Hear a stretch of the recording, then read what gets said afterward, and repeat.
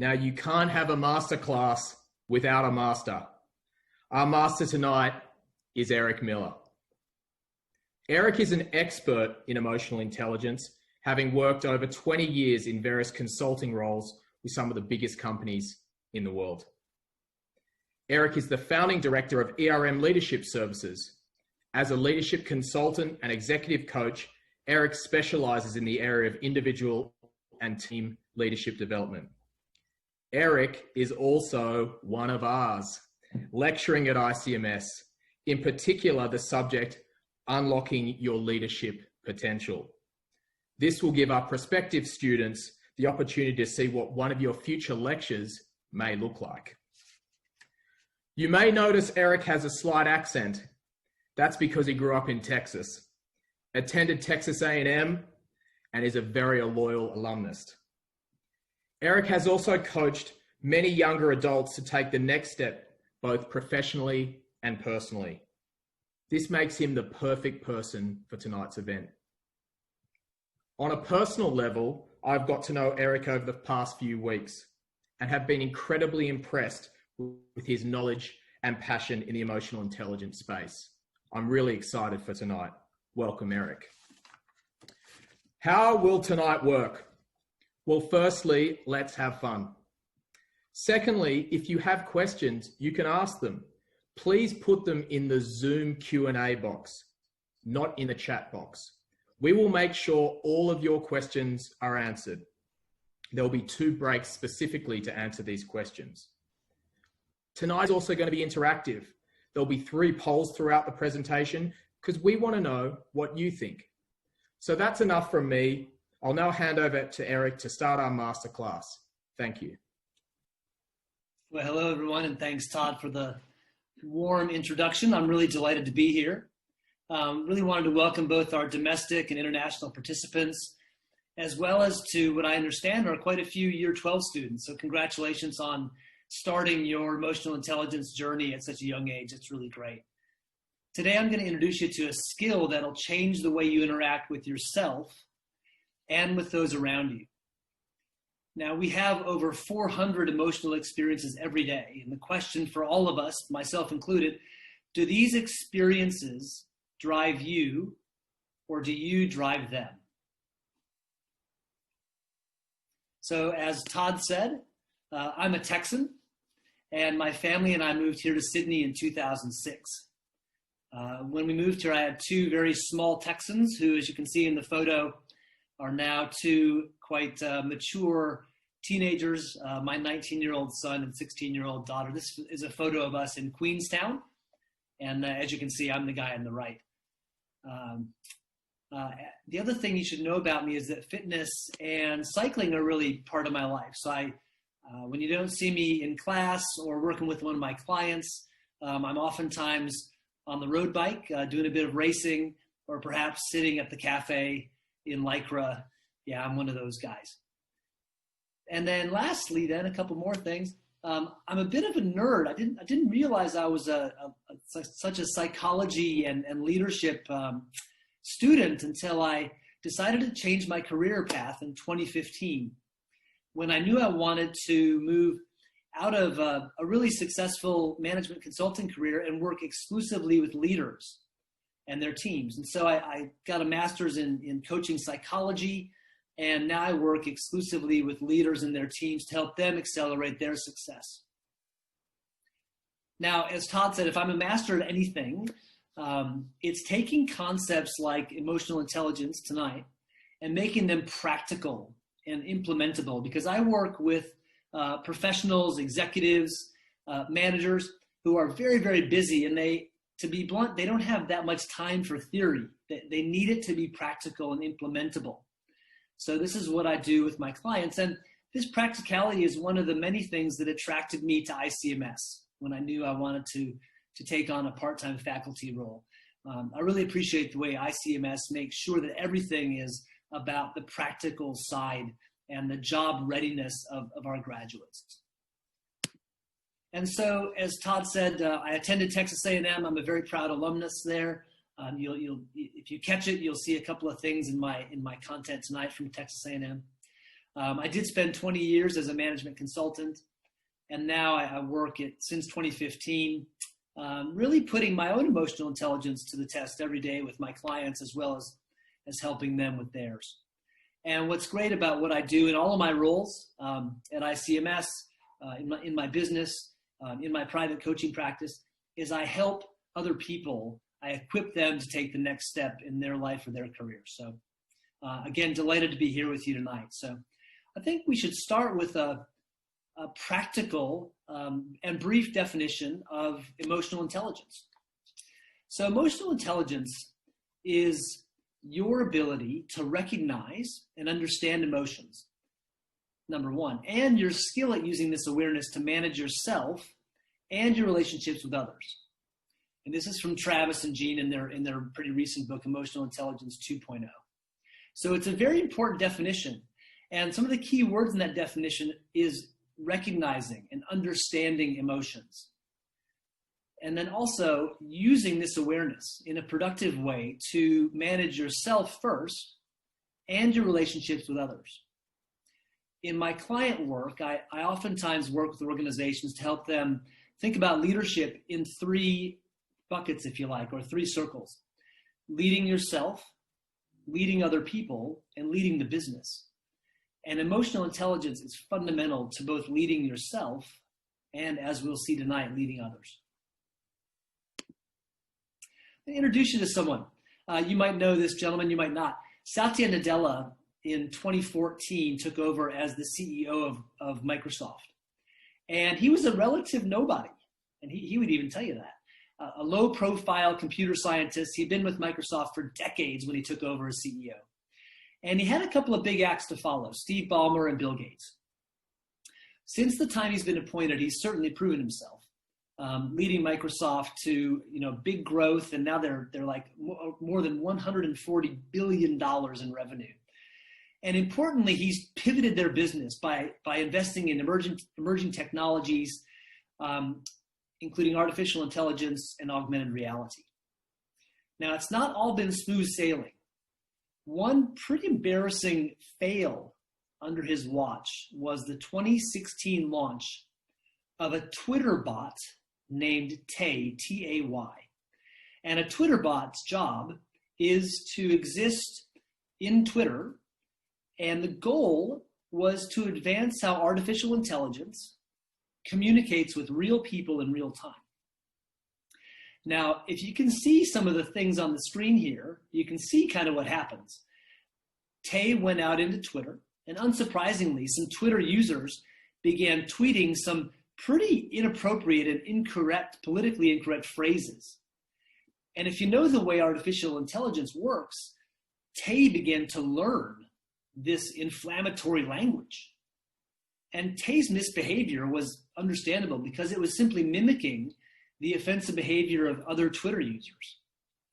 Now, as you can see, it got quite terrible, right? It got quite terrible quite quickly. And Microsoft had to shut down Tay after just 16 hours and issue an official apology.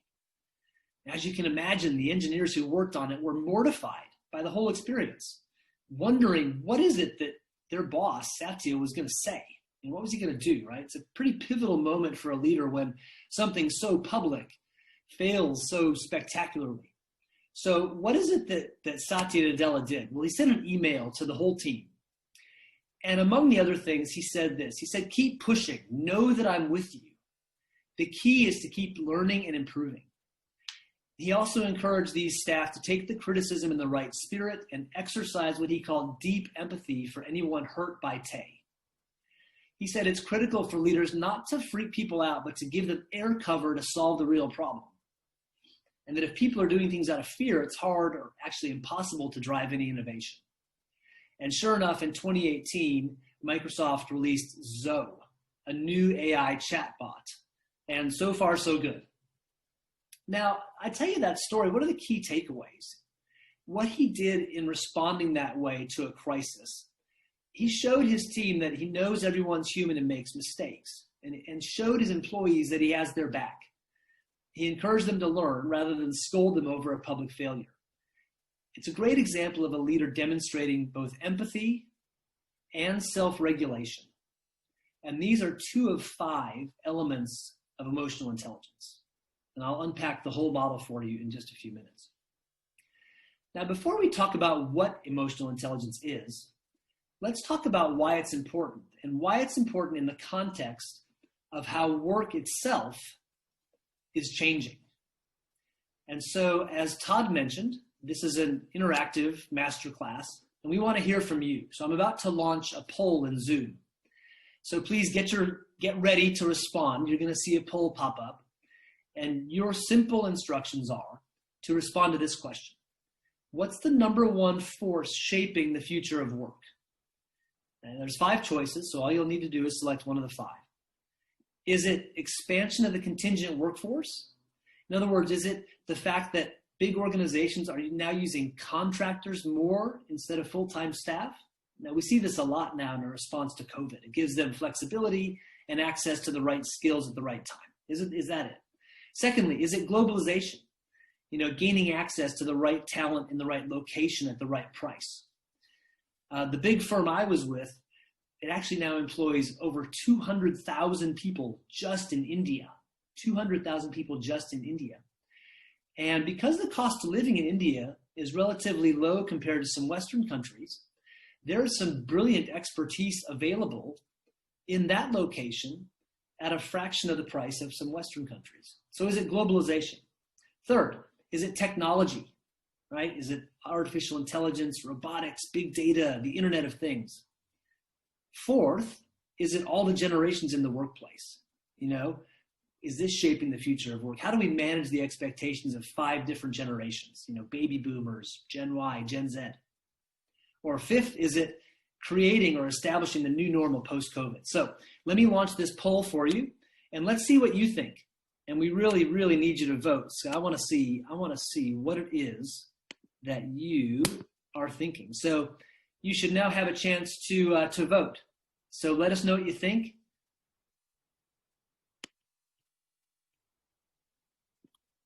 Responses are flying in. Well done.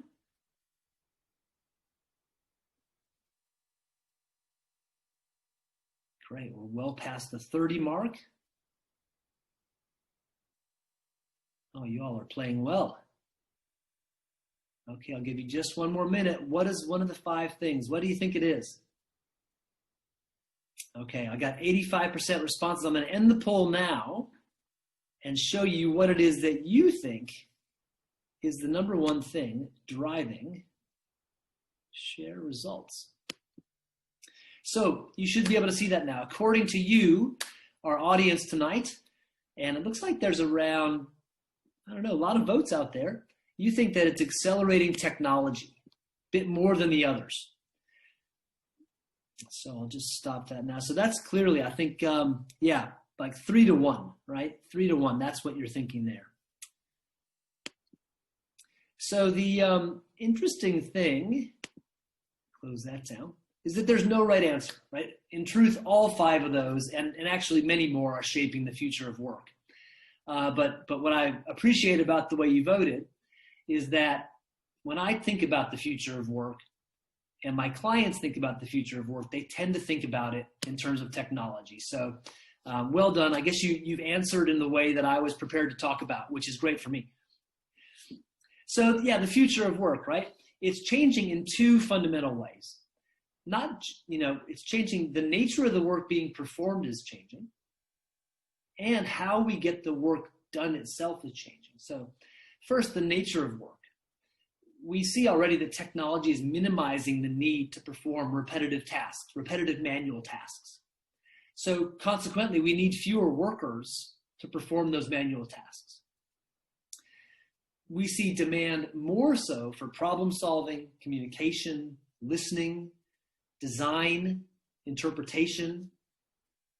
More workers employed for things that involve creativity, communication, strategic thinking. So the nature of the work that's required is changing. And secondly, how that work is done is also changing. As more artificial intelligence and robotics increase the range and amount of work that can be done by smart machines. For example, the big firm that I was with until 5 years ago, they literally, in 1 calendar year, were able to take 10,000 roles that's 10,000 roles in their business, and automate them in one calendar year using robotics and artificial intelligence. Now, the great news is that firm was growing, and so they didn't lay off 10,000 people. They took those 10,000 people and they redeployed them to other roles in the business. And that's just a great example of what's happening all around us today. So in many ways, the future of work is happening now.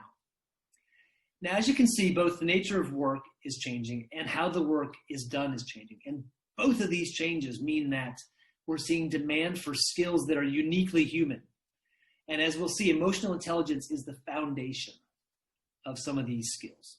And I coach many leaders on this, and I get usually kind of three responses. Some talk a good game, and they say vague things like, yeah, I understand the importance of my people skills, but the rubber meets the road, and they actually don't prioritize developing their own EQ, which is another kind of a shorthand for emotional intelligence that we use tonight, EQ. So they don't make developing that a priority. Others treat EQ as a luxury, and so they'll get around to that when their real work is over. And then others believe that maybe EQ skills are for those that are a bit weak. Yeah, sure, it might help people be nicer to each other, but so what? Now, in reality, like most skills, you and I both know that people won't work on their EQ skills until they get an answer to this important question: what's in it for me? And so in thinking about you as an audience, if being fit for the future of work is not enough, how about cold, hard cash? Would that perhaps motivate you?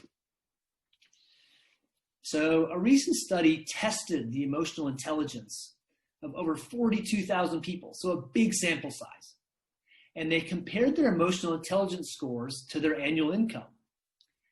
And what they found was that people with high emotional intelligence make, on average, $29,000 per year more than people with low emotional intelligence.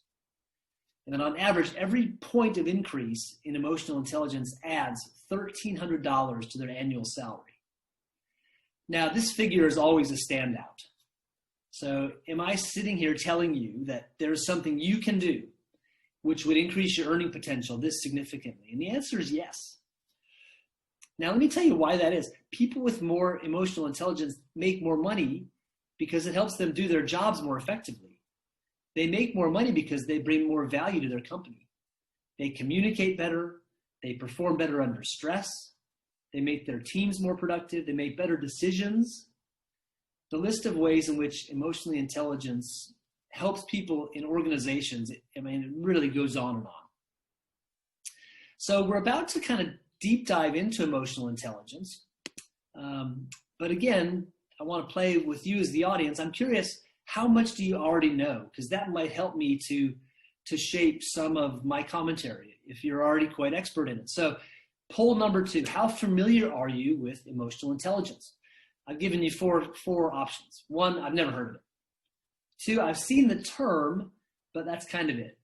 3, I'm somewhat familiar with it, Or 4, I'm actively developing it. Actively developing my emotional intelligence now. So here I go. I'm going to launch this poll. And you should be ready to answer now. So how familiar are you? Okay, the responses are coming in. Great, getting a large degree. Very interesting. Okay, well, I'm very proud of you as a group. Let me show you how you voted here. 95% of you have voted, which is outstanding. Share those results. Look at that. Half of you who responded said you're actively developing your own emotional intelligence. That's fantastic. I would love it throughout the afternoon. If you could type into the Q&A for Todd, he's moderating those. If there's practical things you're doing, instead of asking a question, I'd love for you to type in, here's what I'm doing to develop my emotional intelligence. Since half of you are already doing it, maybe we can learn from the people who are with us today. So the majority then are either somewhat familiar or actively developing it, which is great. So perhaps tonight then you'll walk away with a deeper understanding of what emotional intelligence is.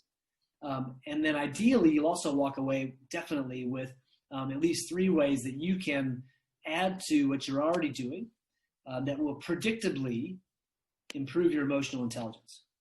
But interesting that you're already in the game. I'm really happy to see that. So believe it or not, I'm gonna actually share more data about why emotional intelligence is critical. I'm just gonna share a bit more, just in case you want to tell your friends why you're already working on it. But I want you to understand why the data is true. What's behind the data? Why is it that emotional intelligence is so predictably tied to career and personal success?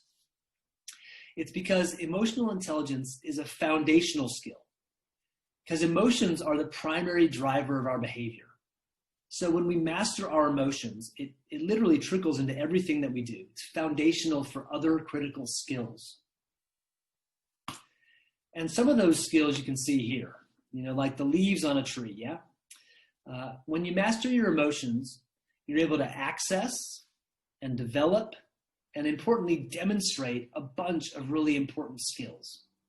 Communication, teamwork, stress management, anger management, assertiveness, trust and accountability. We know those are important, really important. Now I'll share a couple client stories with you, one totally current and one from a couple of years ago. So currently I'm working with 64 regional managers in a ASX 50, Australian Stock Exchange 50, so it's a big business, to develop their leadership effectiveness, regional managers. And for this group, it's really all about executing their agenda and meeting their targets through their teams and through the teams of their teams, right? So it's kind of big organizational stuff. And I had to spend a lot of time overcoming their skepticism. This organization is quite blue collar in its nature and doesn't frankly have much time for theory or soft stuff like emotional intelligence. So I really had to overinvest in the why, right? Why would this be worth your time? And in fact, I've used some of the same content that you're seeing tonight. Why would this be important? And so I'm really proud of these 64 people. They're now actively, individually experimenting with new behaviors. And they're doing that to really focus on two leaves in the tree that you see in front of you now, to get more accountability and more trust happening in their teams. That's the outcome they're looking for. They're looking for people to do what they're going to say, to be reliable, and be accountable for their actions. And they're finding that the work they do to develop their own emotional intelligence, to lead themselves, is helping them lead others. So early days, I'm collecting some data on this, and hopefully next time we get together, I can share with you some of the results. So story number 2, just an individual. This is from a couple of years back. As I mentioned, I do a bit of one-on-one coaching, and there's a super competent, very competent leader named Linda at a large Australian not-for-profit organization. And Linda, like many leaders, suffered from something that we'll call the imposter syndrome. So you might even recognize this. For Linda, at various times and in various circumstances, she would get these kind of irrational thoughts. They would say things to her like, "You don't deserve to be here. You're not qualified to hold such a senior role." Or even, "They're going to find you out anytime that you're not qualified." So when these thoughts came into her head, these led to a strong emotion for Linda. It was this fear of being found out. And what we find is that when our emotions rise up like that, they cut off our access to all of these talents. So for Linda, this fear emotion cut her off to accessing many of the talents that you see on this page.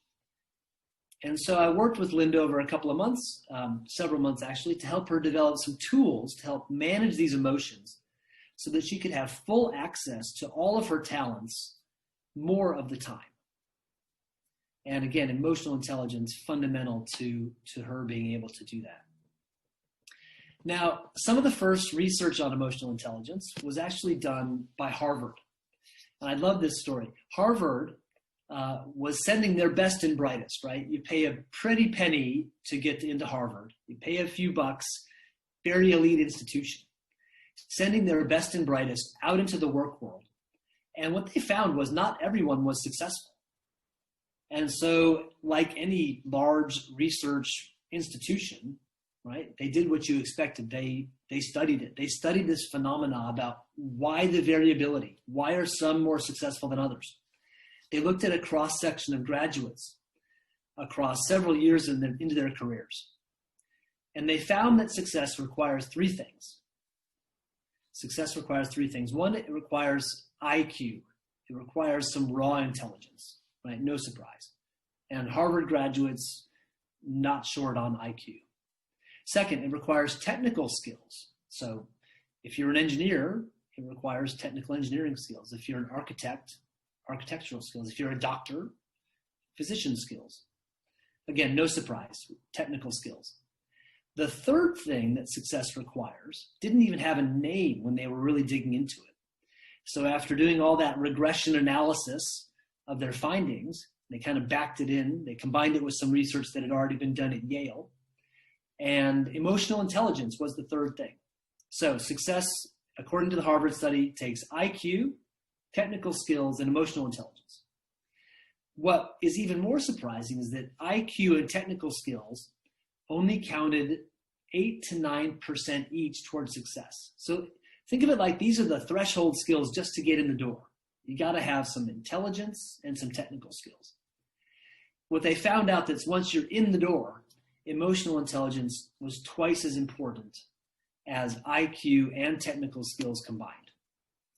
And there's more research that's been done on this because, people want to satisfy themselves that it's actually important. So you can see here that in the bottom left piece, a study performed with a consulting firm. Now, if you're in a consulting firm, as I was, the partners, these are the people who need to be selling work, right? They need to be selling and generating more and more revenue from their accounts. And as you can see from that study, the partners in this firm who scored a high level of emotional intelligence, they were generating more than $1 million more profit from their accounts than other partners. Another study showed that when we're comparing, hey, why is a star performer different than an average performer? They measured that 90% of the difference is this thing called emotional intelligence. Two more quick ones. A 40-year study of PhDs at the University of California, Berkeley, right? PhDs, Berkeley, these are some very intelligent people. They found that emotional intelligence was 400 times more powerful than IQ. So even the smartest of the smart benefit significantly by high levels of emotional intelligence. But the best news for all of us on this page is that emotional intelligence can be learned. Our brains can literally be rewired by taking action. So this is a good time. So we've just had a chance to talk about why emotional intelligence is important. We're about to jump into what it is. So a good time to stop for questions. Todd, can you join us and tell us what's in the question list that we can tackle now? All right. Thank you, Eric. And it's been incredibly interesting. And I tell you what, the questions really flew in when you asked people what they're doing for their own emotional intelligence. And I thought it's good just to read out some of the responses that we got because it's great that people are actively looking to improve themselves in this area as well. So a few things that people are doing. We got a lot of following emotional intelligence as a topic on LinkedIn, which finds articles and links EQ to their news feed. So I thought that was an interesting way of staying on top of it and finding new things, something I probably will do tonight. So thank you for the person who sent that in. A certified facilitator using the EQI 2.0 tool. Okay. Now, you will know that. I'm not sure about that. But, and this was just something I thought was quite cool as well of just how they use it in a day-to-day life is thinking logically and simplifying situations, however complex. Your daily choice and decisions after each business day, think about it and rectify the very next day. So some really cool responses from the question that you asked the group. We also got some responses on the money slide. Surprise, surprise. So I want to ask you a money-related question that came through, and it's How do you feel you can use, it's from Sandra in Burwood, Australia, and she asks, how can you use emotional intelligence to maximize your salary reviews? Sandra in Burwood, what a great question. Maximize your salary reviews by using emotional intelligence. Well, we haven't fully unpacked the model yet, but I'll tease a couple of things that are in there that we will discuss. So part of emotional intelligence is managing other people's response to you. Yeah. So the unfortunate truth of life is all we can control is ourselves. We can't control the other party. And so one of the 5 elements that we'll unpack in just a few minutes is called empathy. And I would say in a salary review situation, among many things, what stands out to me is from an empathy perspective, understanding for the other person on the other side of the desk, or even from the organization perspective as a whole, put yourself in their shoes and view success from the organization's perspective, and then almost back into what your role is. And make sure that you can communicate and ideally quantify your contribution to the organization's success. And just a quick story in my own journey, professional journey. I'm not much of a self-promoter typically. And it was 2010, I distinctly remember it. I was on the short list to make partner at the firm I was with. But I had been on the short list the year prior and didn't make it. I was kind of disappointed. And the feedback I got from the people making the decisions were, we just didn't know your story well enough. And so one element of that was making sure the right people knew my story, which some emotional intelligence would help me understand them as individuals. But also my ability, back to my point, to translate my kind of economic value to the firm in really unambiguous terms. Landed X number of new clients, generated Y numbers of new sales, right? Really practical and measurable outcomes that I generated. So Sandra and Burwood, don't know exactly, what your state of preparedness is or if that's practical for you, but I would recommend trying to really take that other person's perspective or the organizational perspective and then back into your contribution. That's a great way to make sure not just that you're contributing at a high level, but that you can communicate your contribution. Fantastic. I think Sandra owes you some money after that. Let's see how she goes next salary review. One thing I wanted to ask is around what the world looks like post-COVID. And, it's a guess for a lot of us. But I guess around the area of, do you feel post-COVID emotional intelligence will be even more important than it is now? Great question. And as you said, Todd, it is a bit of a guess, right? We're all, I think, we're all together. We are co-constructing what it's going to look like, aren't we? So I love the fact that we're not passengers on this. We're all actively constructing what's it going to look like. So first thing I would say is that let's think about now, not even the post-COVID, but now while we're in this crazy time.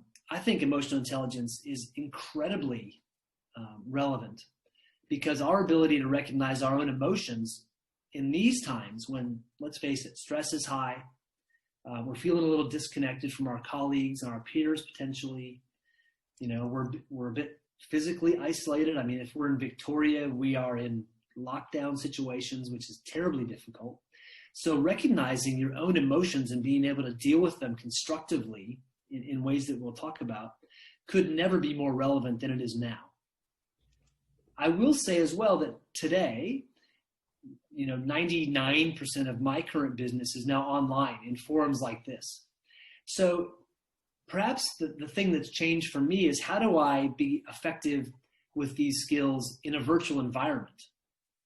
Yeah, so that I can, one of the things, for example, is you'll notice that I'm not looking down at my keyboard, because this is not a very influential way to present, is it?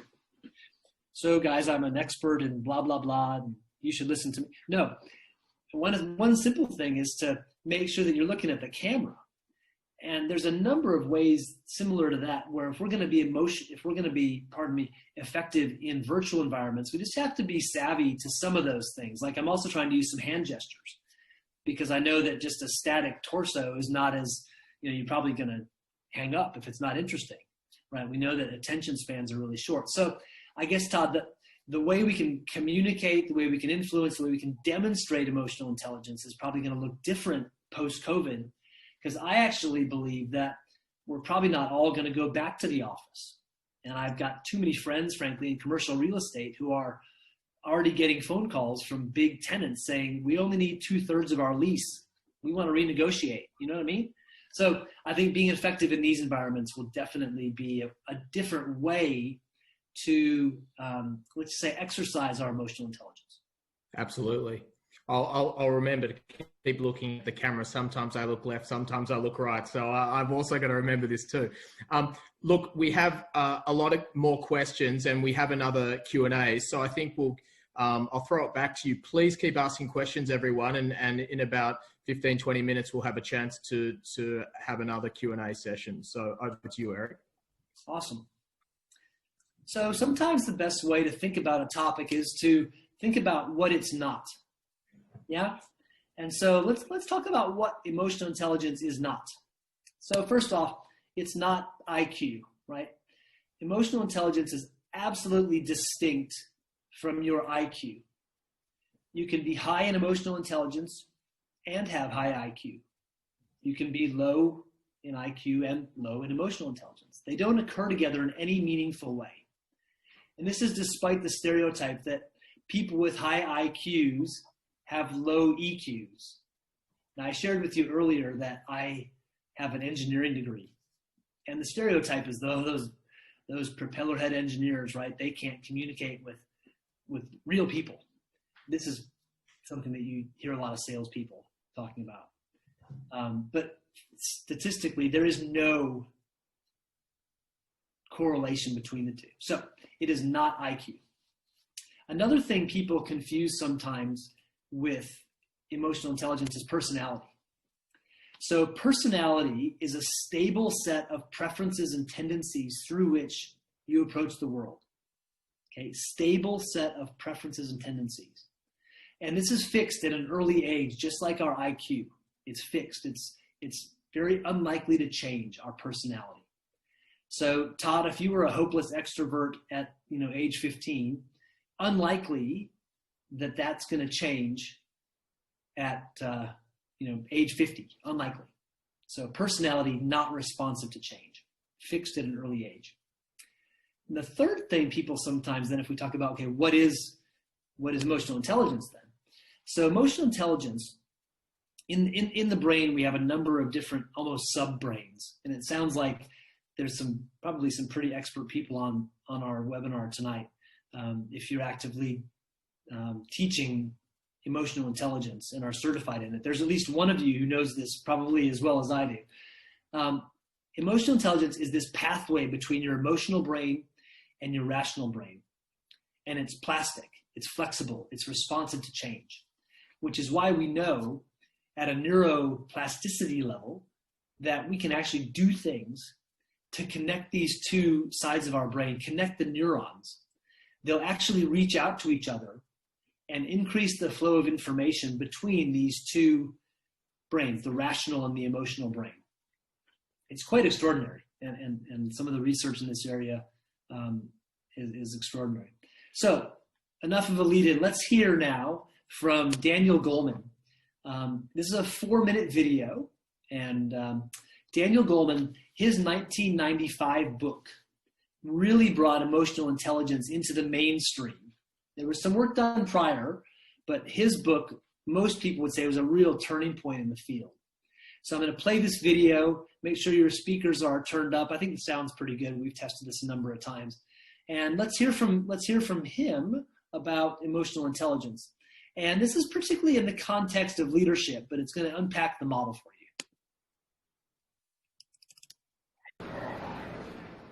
What distinguishes great leaders from average ones? A factor that psychologists call emotional intelligence, also known as EQ. When Daniel Goleman analyzed executives at nearly 200 companies, he found emotional intelligence was twice as important as both IQ and technical ability in driving performance. At the most senior levels, it accounted for a whopping 90% of the difference between the best and the rest. But what exactly is emotional intelligence? According to Goleman, it's made up of 5 components: self-awareness, self-regulation, motivation, empathy, and social skill. Let's examine each in turn. Self-awareness is understanding one's own emotions and their effect on others. Self-aware leaders are confident and candid. They can realistically assess and talk about their strengths and weaknesses, often with a self-deprecating sense of humor. Self-regulation is the ability to control or redirect disruptive impulses, essentially to think before acting. Effective self-regulators tend to be trustworthy, comfortable with ambiguity, able to suspend judgment, and open to change. Motivation is a passion to work with energy and persistence for reasons beyond money or status. It means being driven, goal-oriented, optimistic, and committed to the organization. Empathy is the ability to understand the emotional needs of others and to treat them accordingly. Empathetic leaders are good at developing and retaining talent, serving clients and customers, and managing cross-cultural sensitivities. Social skill is proficiency in managing relationships, developing networks, building rapport, and finding common ground. It makes leaders more persuasive and helps them create change. According to research, we can all increase our level of emotional intelligence with training that activates the brain's limbic system, which governs our feelings and impulses. This works best in 3 steps: incentive, extended practice, and feedback. And because all the EQ components are interconnected, you'll find that improving in one area can help you do better in the others too. Consider an executive whose colleagues say she is low on empathy because she doesn't listen well. She checks her phone in meetings, sometimes interrupts people, and often glosses over or disregards differing points of view. When her boss points this out, the executive is surprised. In her view, she was just being efficient and direct. But the feedback incentivizes her to improve. Privately, she replays certain incidents and thinks about how she could have acted differently. She also watches leaders who are good listeners and tries to mimic their behavior. With continued guidance from her boss, she gradually becomes more empathetic, boosting both the team's morale and its productivity. There's no question that leaders still need raw intelligence and good technical ability, but that's a baseline. Great leaders must also have or develop the 5 components of high emotional intelligence: self-awareness, self-regulation, motivation, empathy, and social skill.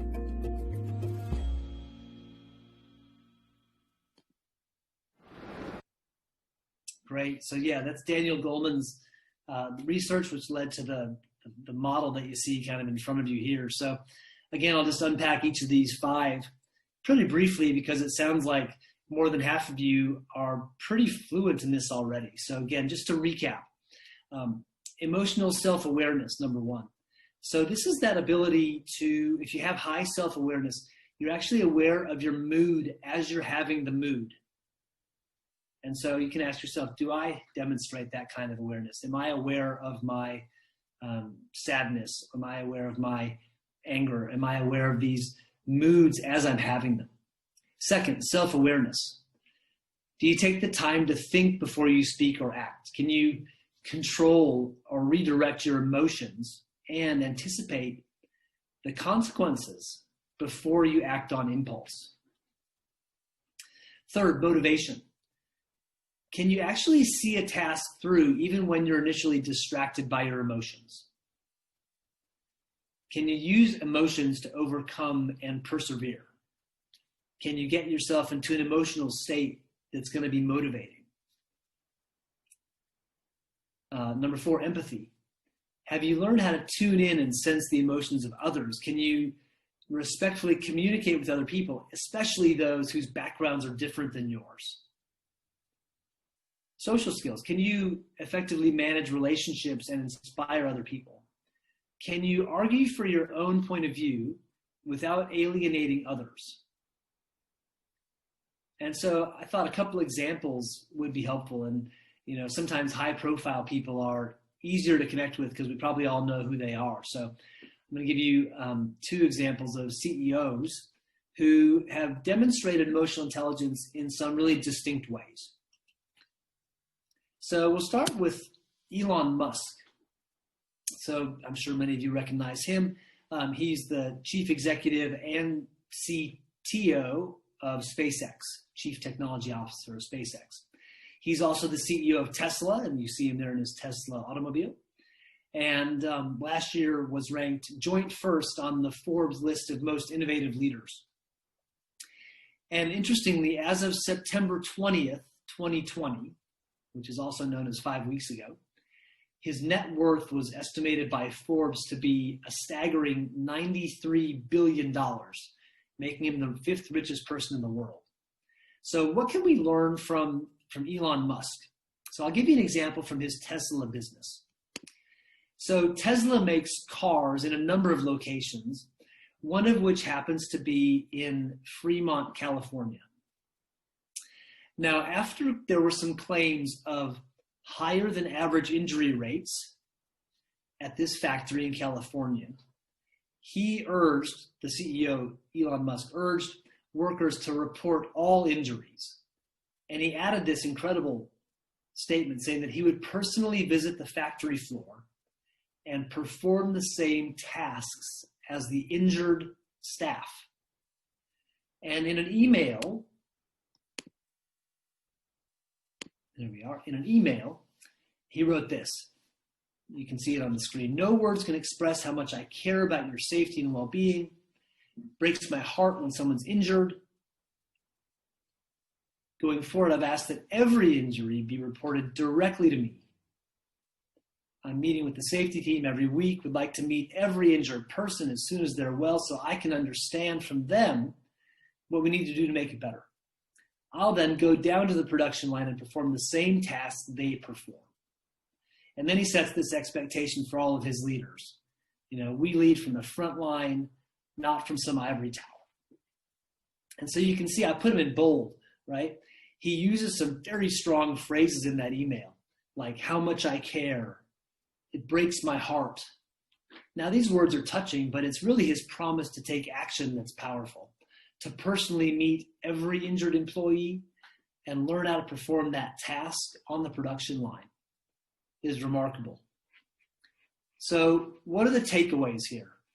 There's a couple of them, I think, from an emotional intelligence perspective. One is that actions speak louder than words. His offer to work alongside factory workers, I can imagine, demonstrates that he wants to better understand their perspective, which is, empathy, isn't it? Shows that he genuinely cares. So this just builds empathy. And it also, I imagine, builds motivation for some workers that might otherwise be a little bit disgruntled due to these injuries. So pretty remarkable story of a leader who's taking action, in his context. And you can see 2 of the 5 emotional intelligence factors, at least 2 of the 5, in his response. Now we'll talk about somebody who I'm sure all of you will recognize, Richard Branson, English businessman and author. He founded the Virgin Group in the 1970s, which controls more than 400 companies, including the airline and the record company, which we all know well. And again, Forbes loves to run these lists of who's the richest people. In June of 2020, his estimated net worth is a paltry $4 billion. And he accomplished all of this despite the fact that he was a school dropout and for his whole lifetime has suffered from dyslexia. And he's really quite open about the fact that he struggled with dyslexia in his youth. Branson is a big supporter of Made by Dyslexia, which is a charity dedicated to changing the stigma around dyslexia. And he's a pretty prolific blogger. And he recently published a letter to his younger dyslexic self on his blog. So he kind of wrote himself a letter to the past. Yeah. And this is what he said. He said to his younger self, "Dear Ricky, I know you're struggling at school. I want to give you some advice. Even when it's difficult and you feel like the world's against you, I understand your problems with reading, writing, spelling. Sometimes you find it tough to keep up in class. This doesn't mean you're lazy or dumb. Just think in a more creative way and struggle to find the relevance in school. Make sure to turn your frustration into something positive. Find things that interest you and pursue them doggedly. This is the passion that's going to keep you going when things get tough. And life, Ricky, is always full of challenges. Your alternative ways of thinking will help you see these challenges as opportunities." So this blog post has been shared more than 26,000 times. And interestingly, in his response, we can find all 5 components of emotional intelligence. So first, Branson is self-aware. He admits dyslexia has been a weakness and a strength. He writes about coping with a condition outside of his control. He shows that dyslexia was a motivation for his success. He displays tremendous empathy for young people who also have the condition. And he puts his point across.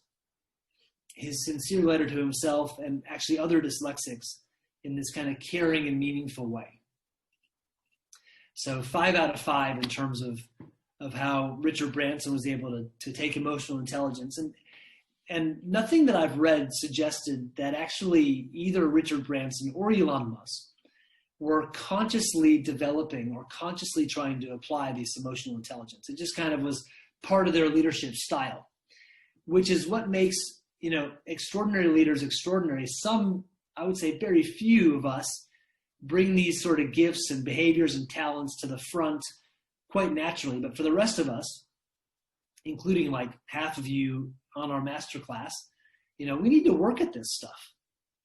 And so now that we've seen and unpacked the 5 elements of emotional intelligence and run through a couple of examples, this would be another great time for some Q&A before we actually dive into how we improve our emotional intelligence. So Todd, what's cooking in the Q&A box? I'm back, and we have quite a few questions here. Are you ready? Of course. All right, here we go. There's been a few questions around, I guess, not someone's EQ, but someone they may know. And the question's around more like, how can you suggest to another person that they could benefit from developing EQ? Wow. Yeah, I know. I was thinking the same thing. Well, my first response is that it's always more helpful to be the change that you want to see. It's a little bit cliched, but it's actually quite true. So we can't control other people. And oftentimes the best way to, in a relationship, because these are always relational comments, aren't they? The best way actually is to consciously demonstrate your own empathy to that other person. So that's probably the right answer to the question. Now, another answer to the question about how to encourage someone else to think about their emotional intelligence is to find a way, and this could take some courage. And again, I have no idea what the relationship is, if it's business, personal, marriage. Eric, it was from an anonymous attendee, so I can't tell you any more, can't give you any more information. So, not knowing any of the delicacies there, I would encourage our person to help frame a question to the other person, right? That's going to elicit some need. And what you can legitimately do in framing your question is to try and communicate the impact the other person's behavior has on you. Yeah, so let's just pretend, right? So let's say I'm really thinking like Todd needs to develop his emotional intelligence because he has this impact on me that I don't enjoy, whatever that happens to be. I'm sorry, Eric. Well, I need to find a way to skillfully and appropriately frame a question to Todd in the context of our relationships, let's pretend like it's business. Let's say I report to Todd, just for the sake of the argument. So one of the things that I would want to do as a good employee is be able to find the right time and kind of rhythm of providing feedback to the boss, right? It's very contemporary to be, feedback-rich environments. And so I'd try and find a way to say, Todd, when you manage me, and perhaps you give me a little bit more attention to my detail than I really need. I'm actually pretty skilled at my role.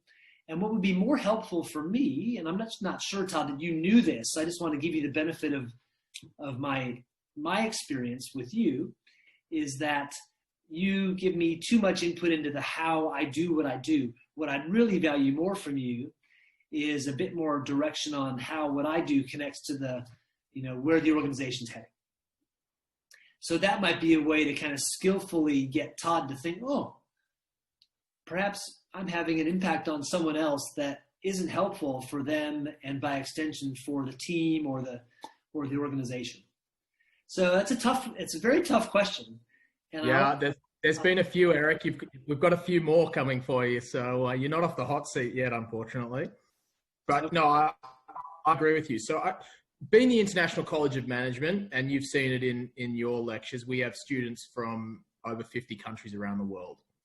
And I think there's been, certainly tonight, a lot of questions around culture and different cultures around the world. So around how does EQ, I guess, translate across different cultures?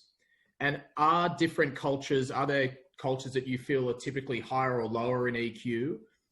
And how do we bridge this gap across cultures? Because there's obviously, and I'm sure you would see it in your class, having students from all around the world. Yeah, fantastic question. So probably three points to make. One is that, like a lot of these evidence-based research concepts, emotional intelligence, the research has been fairly North American in its research base. So I'm unaware of any data to support what I'm going to say. So that's number one. Yeah, so put that out there, because I'm kind of an evidence-based guy, right? I want to know what the research is.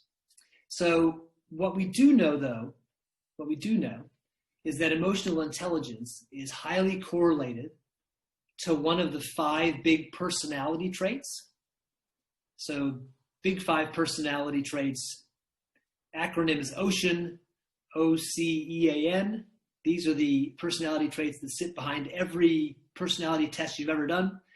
Emotional intelligence highly correlated to what's called agreeability. That's the A in OCEAN, okay? And we know that agreeableness or agreeability translates across all cultures.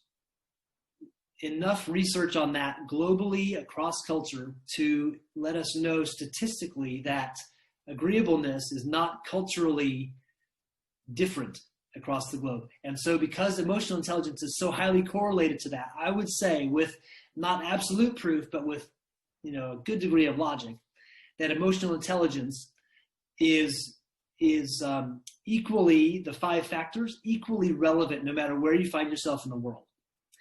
Third and last point, and a plug for the class I teach at ICMS actually, is the largest study of cross-cultural psychological sort of phenomena, leadership phenomena, was performed. It's called the Globe Study.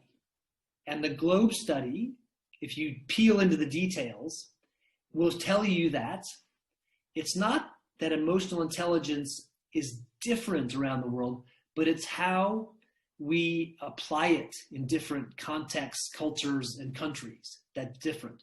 Because absolutely, in a place like Japan, where hierarchy is incredibly important in business, in personal life, etc., the way you would demonstrate, let's just say, the social, the number 5 component of emotional intelligence, social skills, that is going to look very different than it would here in Australia, where it's very egalitarian. We kind of shoot from the hip. We're comfortable giving feedback to people more senior than we are. So I would say emotional intelligence would be demonstrated in very different ways, but the fundamentals of it, I think we should be confident would apply across cultures. Thank you. And just one last question. You mentioned previously around personality, and you mentioned that it was kind of, fixed at a certain age. Some people are writing in saying that they feel it's possible to change your personality. Have you seen people changing their personality, and how do you see that evolving? So if someone's 15, they can't move from an introvert to an extrovert, or how do you see this overall picture? Well, first we can just go with what the research says. So the research says it's very rare. It doesn't say it never happens. So that's number one. And number two, I think things that we perhaps as individuals, because we grow, we mature, things change. It absolutely happens. Maybe what we perceive as personality from a kind of technical, scientific measurability perspective, maybe that actually is fixed, as the research suggests. But there's a load of things that sit around our personality, our behavior, our preferences, our kind of our level of adult development, you could say. As those things change, our behavior changes, our mindset changes. So I'd say it's probably a combination of those two things. Can it happen? Sure. The data suggests that it's rare, but it can happen. And then probably the second thing is that there's some things that we might consider our personality that are changing, that we know are changing, that maybe technically aren't personality. Yeah, no, absolutely. So thank you everyone for the questions. There's a few more coming in. I'll let you continue, Eric, and then maybe we can end to wrap up all these questions. Fantastic. Thanks, Tom. Okay. So tonight, part of the promise was developing emotional intelligence. And so to do this actually, and again, I feel like I'm part of the class, right? Because half of you are actively developing your emotional intelligence. So please don't be shy. Keep the strategies coming in, because I'm a lifelong learner, and I fully expect that 2 or 3 of you, if you're actively doing this, have tried some things that I've never heard of, right? So please keep them coming into the Q&A box. But we can safely say that developing emotional intelligence requires a solid strategy. And I like to keep things in the rule of 3, and so I see it as 3 steps. First step is to read the play. In other words, find out where you're starting. What level of EQ do you currently demonstrate? We know that there are at least 8, and probably more, and somebody on our Masterclass is certified in one of them. There are at least 8 valid and reliable EQ assessments. So read the play. First step, find out where you're starting. Where are you now on your EQ? Are you high? Are you low? And so interestingly, we provided a link in the registration details to a very skinny, it's 15 questions only, a very skinny, but very interesting emotional intelligence assessment with today's masterclass, with your registration. And so I am therefore curious, for those who completed it, this is our third and our final poll of the evening. For those who completed it and who happen to have their scores at hand, and I'm hoping there's at least a few of you, I'd like to know, how emotionally intelligent are you according to the 15-question assessment that we sent out with your registration? So before I launch the poll, this is totally anonymous. So if you scored in the low bucket, number 1, there's lots of people there with you. But number 2, no one's going to see your response anyway. It's not going to be uniquely identifiable to you. So really encourage you. If you've got those scores, I'll give you a second now. Go dig them up if it's in your phone or your email, wherever it is. And let's see where people landed. So let me launch this poll here. And just out of curiosity, I'm not sure how many people were able to do that, but we can certainly find out. So launching the poll now, only 3 choices. Did you score 15 to 34, 35 to 55, 56 to 75? Let's see how we come in. Oh, well done. Quite a few of you completed it. Looks like at least nearly 20. Great. I have to say you're a very prepared group. It sounds like tonight you came, with high motivation, because completing this poll demonstrates high motivation. And you're very engaged in the Q&A, so that's a good sign for your self-development, which is outstanding. Okay, let's have a look. So I will end the poll there and share with you the results. And this probably isn't surprising, given that many of you are actively working on it, that more than half would find yourself in the high bucket. Now, again, it's a very rudimentary assessment of your emotional intelligence, right? Very rudimentary, but it does get to all 5 of the emotional intelligence competency areas. And so, one of you in the lower of the 3 tiers, a fair few in the middle, and the majority in the higher area. So let's just unpack that a little bit, right? So we're in step 1 about how do you develop your emotional intelligence. You read the play. So you find out where you're starting. And so I promised you at the outset that I'm a proud Texan, and this is one of my little Easter eggs here.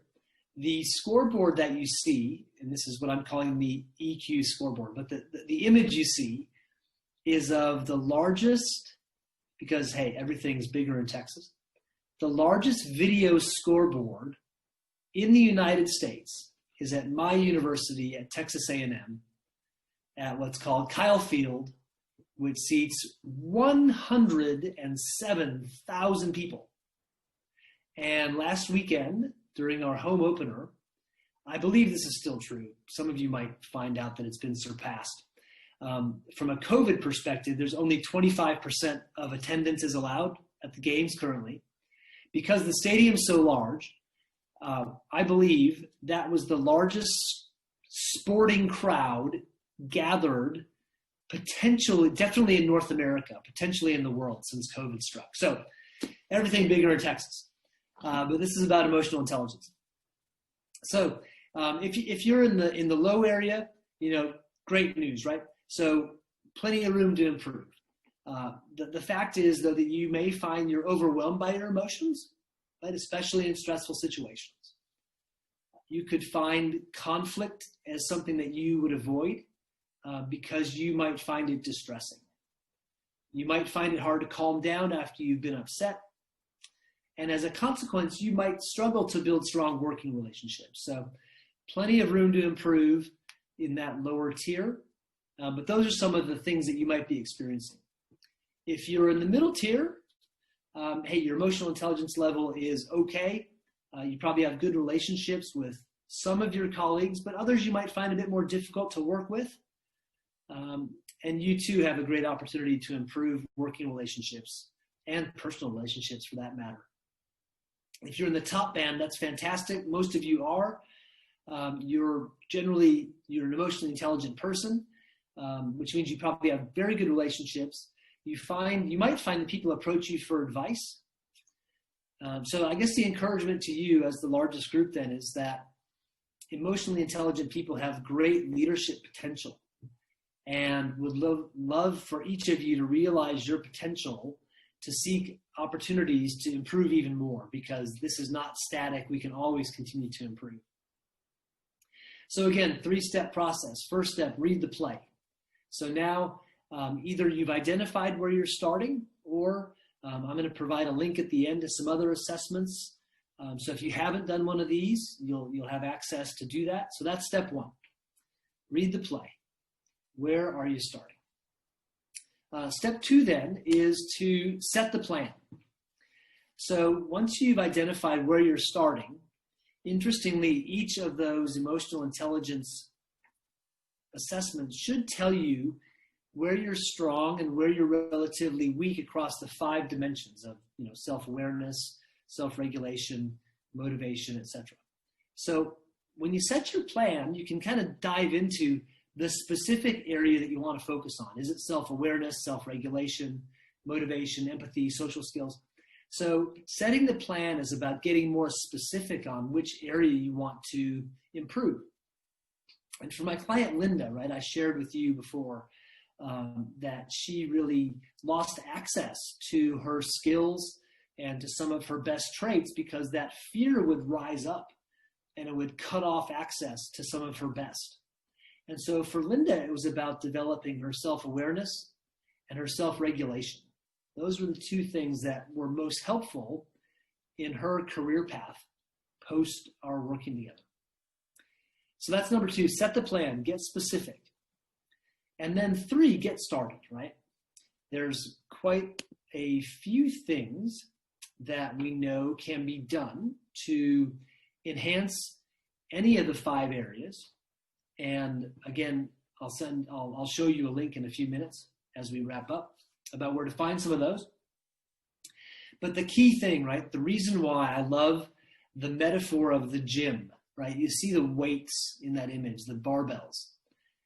The only way to actively enhance your emotional intelligence is to engage in regular activities that become habits to strengthen that communication between the rational mind and the emotional mind. In other words, you could look at all the videos from Daniel Goleman. You could replay this masterclass, and I hope you do. But if you don't try something new, your emotional intelligence will not improve. You have to do things. You have to be in the metaphorical gym. You have to pick up the weights and do things with the weights. You have to do some work. And so there's a lot of things you could do. And some of these things are more backed in research than others. And again, I always encourage you to, find interventions that are backed up by some science.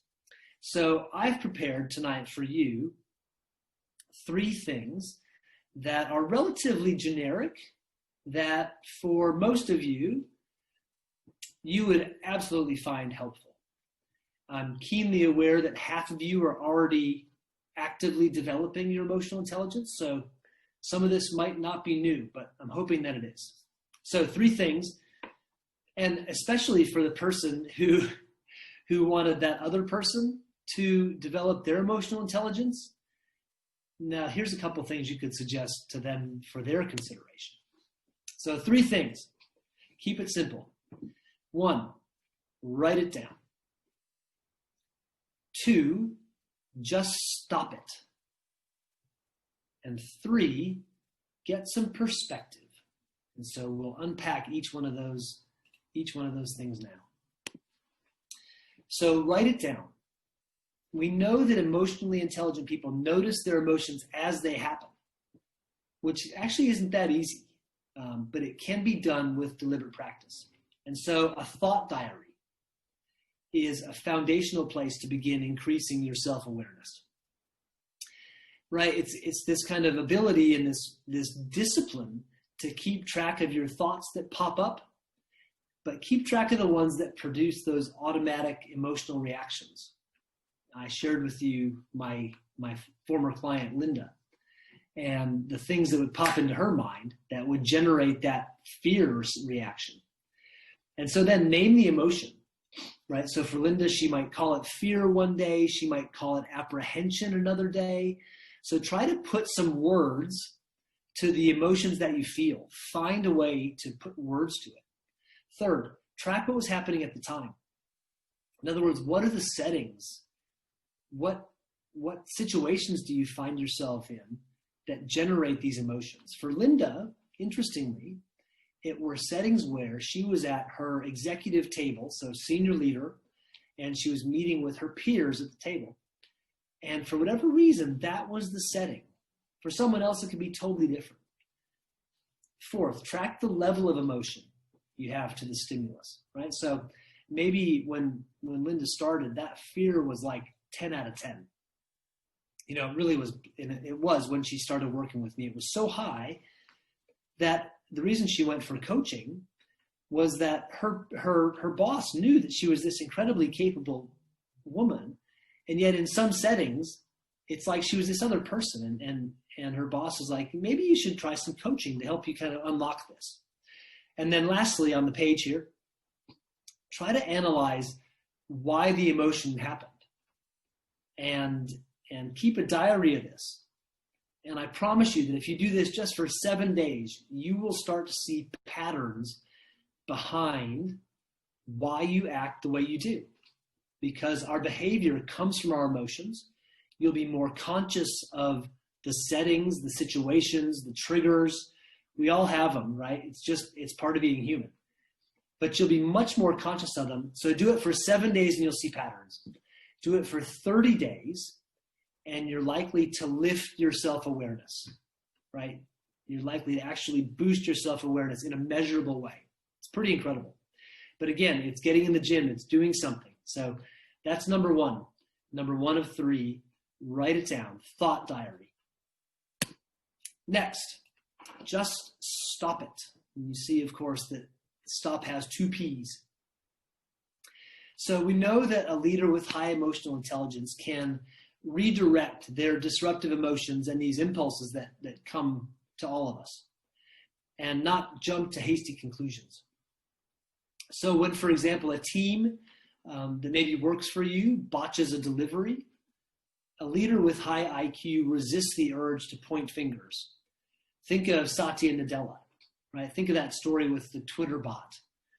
So instead, a high EQ leader, she will step back. She'll look at all the possible reasons why they didn't work out as planned.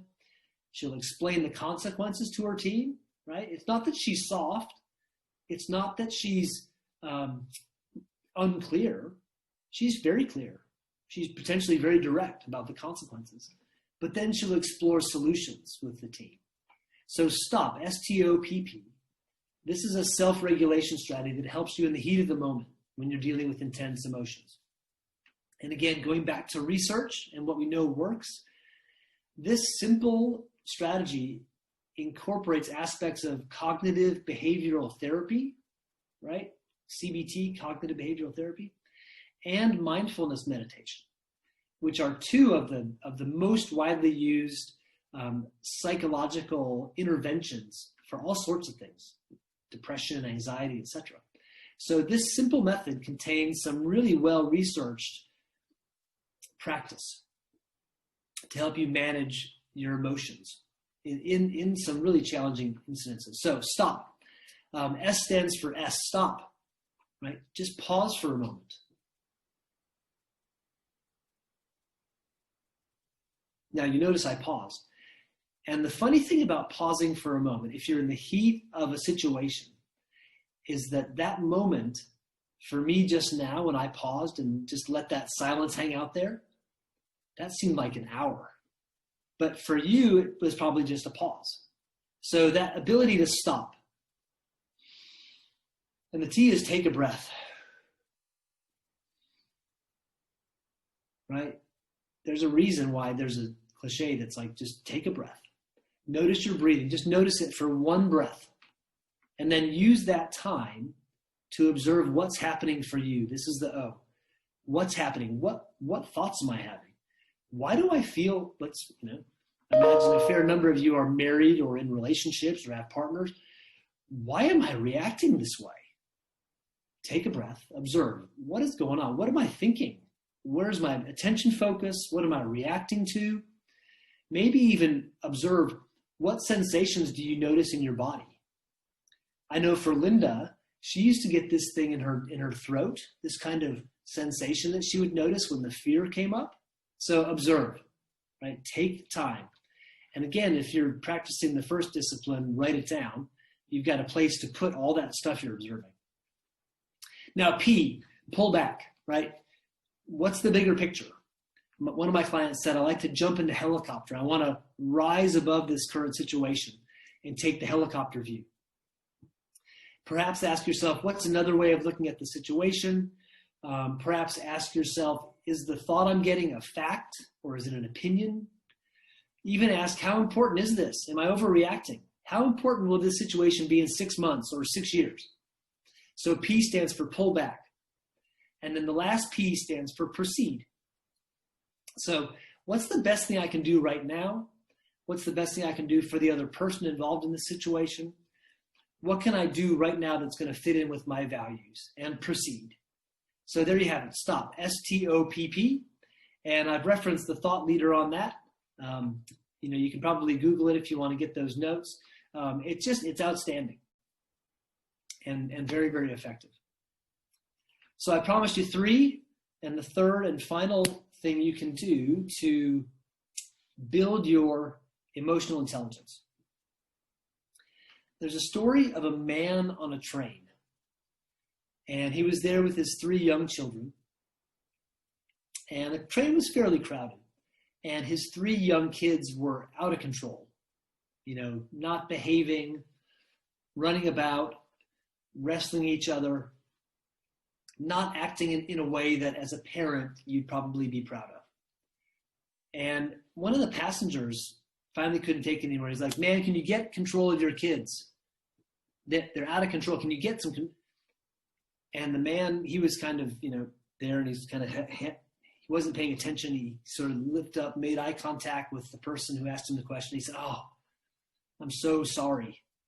We're just on our way home from the hospital, and their mother just died of cancer. And so the kids must be, acting a bit out of the ordinary. I'm really sorry." So the fact is, we don't have all the perspective. We don't know what's happening in the lives of the people that sometimes we have some relational challenges with. And so I think we'd all agree that, empathy and compassion, these are really valuable ingredients to healthy relationships. But why do we often not show those things when they matter the most in our relationships, in our marriages, in our business relationships, with our friends? Why do we fail to show empathy when someone else is going through a difficult time? And so there's a psychologist called Adam Grant, and I read a lot of his stuff. He coined this term called the perspective gap. And in short, the perspective gap describes the fact that it's challenging to put ourselves in another person's shoes. So how do we bridge that gap? All it takes is a little bit of intention, actually. A little bit of intention to demonstrate empathy. And again, if you go back to, lifting the weights at the gym, here's something you can do to lift the weights that are going to build your empathy muscles, right? One of the 5 parts of emotional intelligence. So trying to see the situation through another person's eyes, we can actually just ask these questions. Why does this person feel the way that he or she does? And if I don't know the answer, maybe I should find a way to ask. What is he or she dealing with that I don't see? And why do I feel so differently than the other person? Just simply asking yourself these questions. By doing so, you're much more likely to be helpful in that situation. And it's reliable that you will slowly develop your empathy over time. So there you go. There's the 3 things. Keep a thought diary. Practice your ability to stop, STOPP, and be conscious about getting perspective. Now, like everything else, when you're developing a new skill, these will take some practice. At first, they will seem unnatural and downright clunky. My wife and I started ballroom dancing about 18 months ago. And believe me, it was very unnatural and very clunky to learn how to ballroom dance together. But like anything, we got better and better the more we practiced. Now, I have to say that due to COVID, we've probably taken a step back and need to get back in the dance studio. But I encourage all of you, practice. You've got to be doing new things to actually build these muscles of emotional intelligence. And so I'll just kind of draw us to some conclusions now. So many of you are going to want to learn more about emotional intelligence. And so as promised, there's been an explosion of resources in the last 15 years on this topic. Absolute explosion. So the list is really long. But here are 8 of my favorites. And I'm going to pause here in case you want to take a photo or a screenshot of what I'm sharing right now. And if you want to do that, just grab your phone, snap a photo, maybe grab a screenshot. These are 8 of my favorites. And the top 2 are things that we've actually referenced from tonight. Goleman's original work, and then Bradbury's more recent work in Emotional Intelligence 2.0. So there's some things if you want to learn more. And I'm also conscious that some of you might want to, you might want to partner someone in the gym with you, yeah, like a personal trainer. And so a couple thoughts on if you'd like to work with me or learn more about working with me. First, if you're a current or future ICMS student, that's the course code, MGT201A. It's called Unlocking Your Leadership Potential. And it is my pleasure and my passion to help young people, accelerate their path. 2, maybe you're a professional or someone in the job market even, and you want to get in the gym with an experienced trainer, right? That's my one-to-one coaching.